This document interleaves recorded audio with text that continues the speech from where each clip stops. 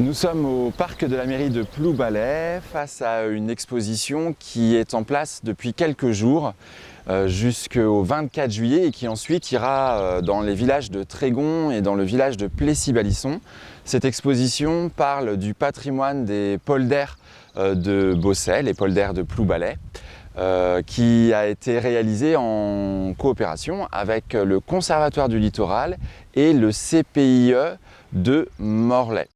L'exposition retrace l'histoire des polders, son évolution au fil des siècles et essaie de garder un témoignage du patrimoine bâti, mais aussi du patrimoine humain et du patrimoine naturel qui est en constante évolution sur le site. Notamment, c'est l'occasion de parler de l'expérimentation Adapto. Cette expérimentation a pour objectif de pouvoir voir comment est-ce que le trait de côte évolue en faisant de la place à la mer qui petit à petit devra gagner sur les terres face à la montée des eaux.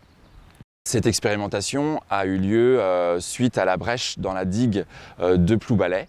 Le Conservatoire du Littoral a voulu mettre en place ce site expérimental comme les 9 autres sites en France.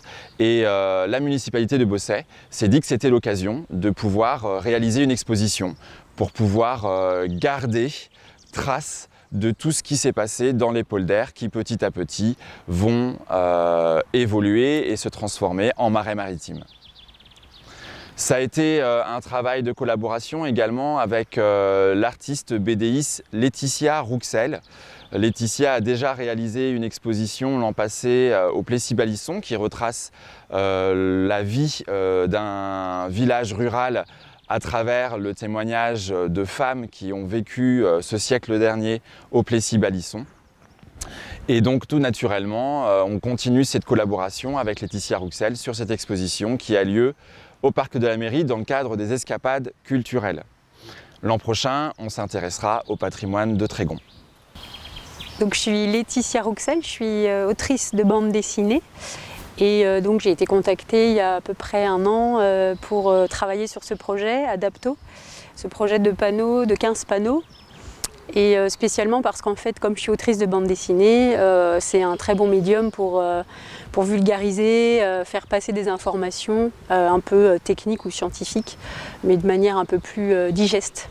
Voilà, donc là, il y a des panneaux avec des diagrammes, des cartes, mais il y a aussi de la bande dessinée et tout ce qui est information sur les polders, sur la baie, passe par des dialogues entre deux personnages. Et spécialement en fait, pour cette exposition, on a créé deux personnages, donc le grand-père et la petite-fille, qui elle a plus un rôle de scientifique. Et le grand-père qui lui a plus une connaissance historique du site et qui écoute sa petite fille, qui lui parle notamment de ce qui va arriver dans les années à venir dans la baie. Pour ces panneaux-là, j'ai travaillé sur l'ordinateur, c'est effectivement du dessin numérique avec des aplats de couleurs qui sont aussi numériques. Pour la composition des panneaux, on a fait des allers-retours avec le Conservatoire du Littoral et puis aussi avec Thibaut Rabillet qui est élu. Donc on s'est mis d'accord en faisant du ping-pong un peu comme ça sur toutes les mises en page.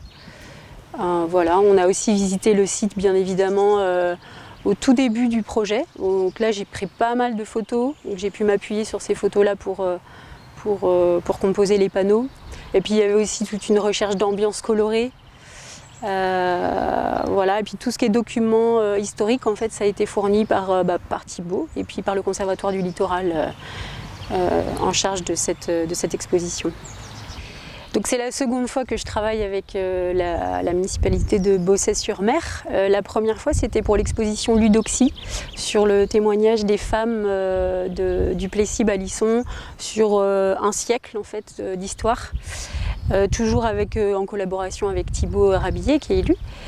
Et pour cette exposition, en fait, je me suis testée sur une autre technique, c'était du crayon de couleur. Donc là, c'est de la couleur directe, on n'est plus sur de la couleur numérique. On a des vrais originaux en couleur directe, en crayon de couleur.